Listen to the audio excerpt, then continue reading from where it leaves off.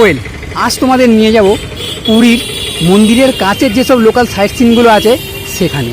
তার জন্য প্রথমে অটো আপনি বুক করে নেবেন 100 থেকে 110 টাকা 20 টাকা যেরকম ভাড়া হতে পারে। প্রথমে আছে সুদর্শন ক্রাফট মিউজিয়াম, যেটা নাকি বুদ্ধ মূর্তি টাইপের। প্রথমে দরজার সামনে দুটো সিংহ, তবে এখানে ঢুকতে গেলে জুতো আপনাকে প্রথমে খুলে তারপর ঢুকতে হবে।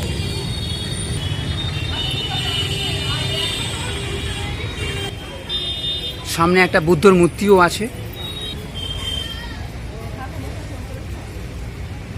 এর পাশ দিয়ে গিয়ে কিন্তু সিঁড়ি আছে।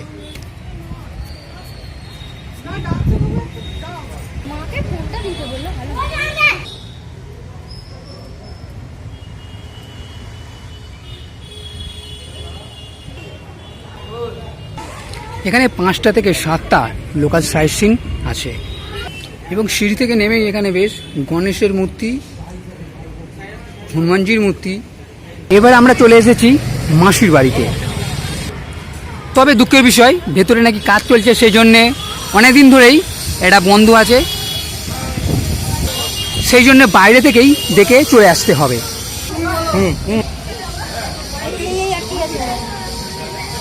ওয়েল, আমরা এসে গেছি কুলানন্দ ব্রহ্মচারী আশ্রমে।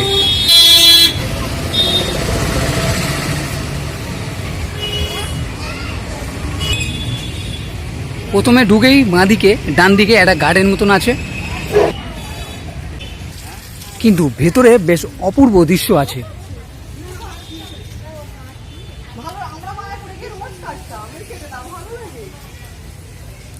প্রচুর ফুলের বাগান আপনি দেখতে পাবেন এখানে।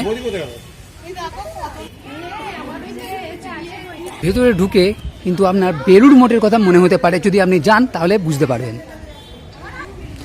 পাশে সিঁড়ি আছে, সিঁড়ি দিয়ে আপনি উপরে উঠে যাবেন।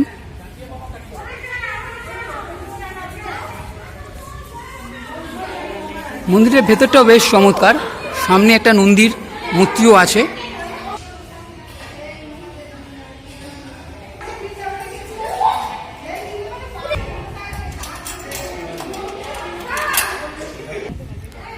পুরো শান্ত পরিবেশ।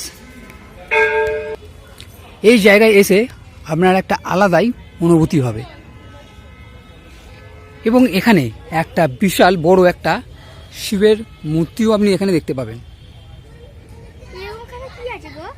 এছাড়া আছে এখানে এক চৈতন্য মহাপ্রভুরও এক দণ্ডমান মূর্তি। সত্যি এই জায়গাটা এসে কিন্তু সত্যিই খুবই ভালো লাগলো। এই জগন্নাথ দেবের পিসির বাড়ি, যেটি বিশাল বিশাল বড় একটি পুকুরের মধ্যখানে অবস্থিত।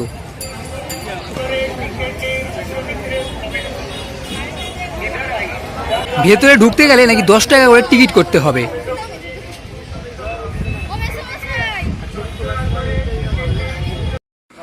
এবারে আমরা আমাদের পরের সাইট সিনে চলে এসেছি, যেটি পুরো গাছে ঘেরা, চারিদিকে শুধুমাত্র গাছ আর গাছ। আর এই জায়গাটি হলো গৌর বিহার আশ্রম পুরী। সামনে ঢুকেই গণেশজির একটি মূর্তি আপনি এখানে দেখতে পাবেন। তবে এখানে ঢুকতে গেলে মাথাপিছু 10 টাকার টিকিট আছে।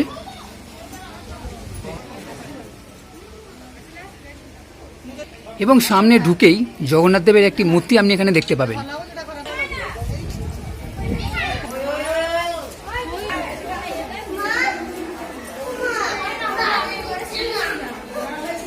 এবং এই জায়গাটি গৌর বৃন্দাবনও বলা হয়।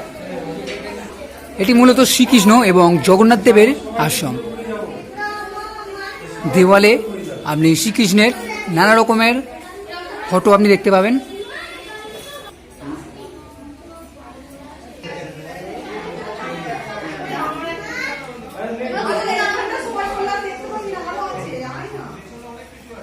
এবং মন্দির থেকে বেরিয়েই আপনি গুরুর মহারাজের একটা মূর্তিও দেখতে পাবেন।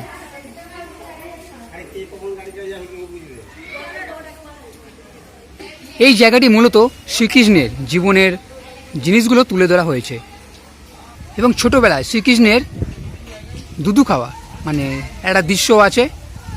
এছাড়া বাচ্চাদের মনোরঞ্জনের জন্য বেশ কিছু রাইডও দেখানো যাচ্ছে।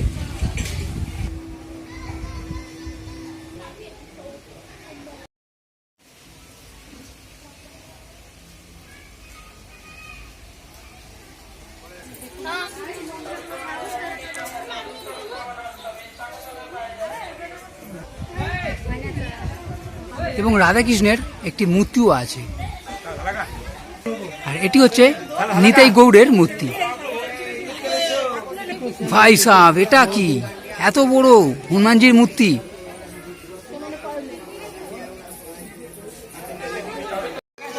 এবং ভেতরে আরো একটি মন্দির আছে।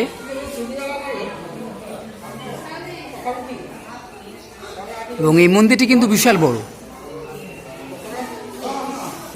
এবং এর ভেতরের দৃশ্যটি কিন্তু খুবই সুন্দর।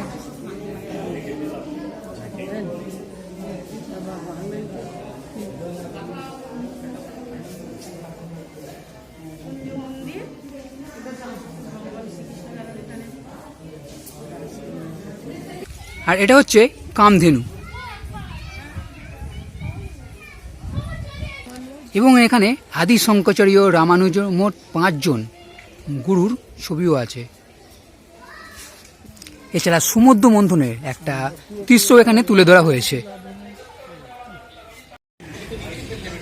এইবার আমরা এসে গেছি শ্রী ওমকারেশ্বর টেম্পলে। মন্দিরে ঢোকার ঠিক আগেই মহাদেবের একটি বিশাল মূর্তি এখানে স্থাপন করা হয়েছে।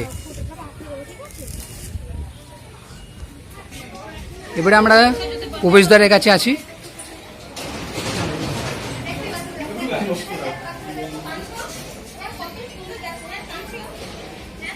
নানা রকমের এখানে দেবতার মূর্তি আছে। এটা নৃসিংহ দেবের মূর্তি।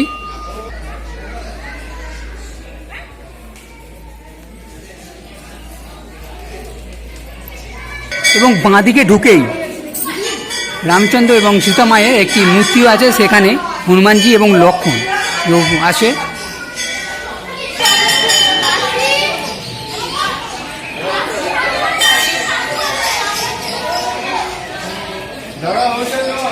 আর এই হলো শ্রী ওঙ্কারেশ্বর বাবা।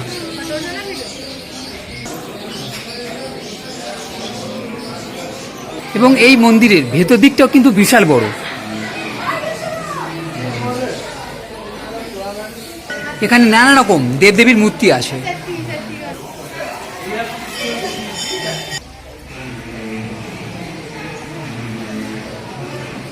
এটি হলো সন্তোষী মাতার মন্দির।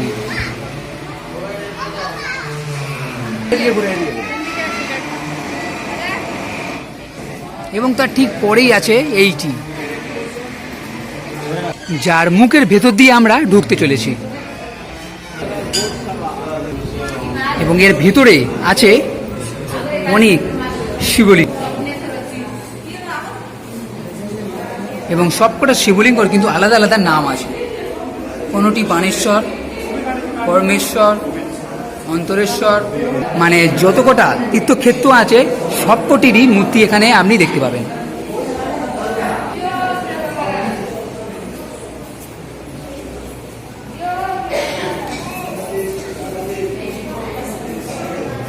এবং মন্দির থেকে বেরিয়ে আছে একটি বিশাল চাকা, যেটি মানুষ ঘোরায়।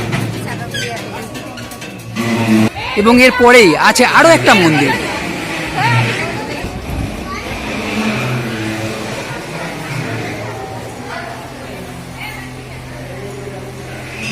এটি মূলত নারায়ণের সমস্ত অবতারের উল্লেখ করা হয়েছে। মৎস্য অবতার, কুর্ম অবতার, বরাহ, নরসিংহ।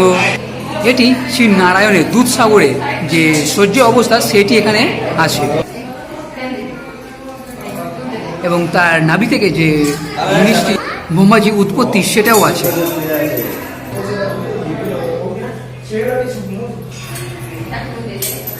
এখানে পূর্ণ চক্রটাই স্থাপন করা হয়েছে।